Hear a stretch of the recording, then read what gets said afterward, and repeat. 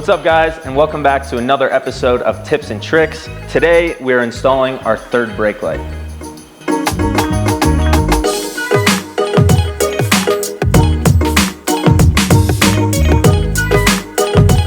The kit includes everything you need to get started. The wiring harness, the third brake light assembly, and the quick connection clips. The first step is to separate the middle of the window from the canopy. Run your wire through the canopy and center your third brake light. Next, we'll head inside the truck to begin routing the wire.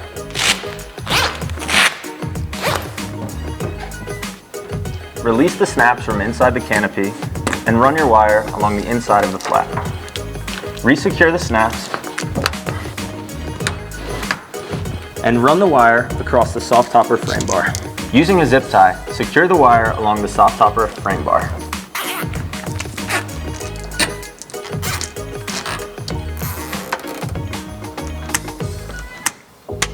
Next, take the included wiring harness and run it along the inside of the bed rail.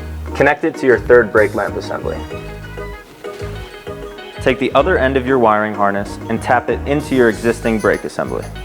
When tapping into the existing brake light, we highly recommend this step is performed by a professional.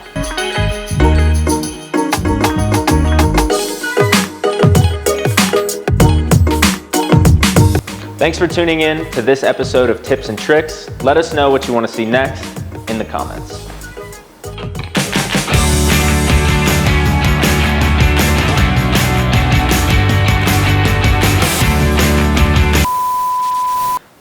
Let's do it. Do you regularly commute with your third gen Tacoma? Are you tired of people tailgating you? Do you want to warn off predators? Do you carry precious cargo in the back of your car? Do you have a puppy? Are you worried about people rear-ending you? Get our third brake light. Crap, what else? That's all I got. Whoa. Bless you. Go for it.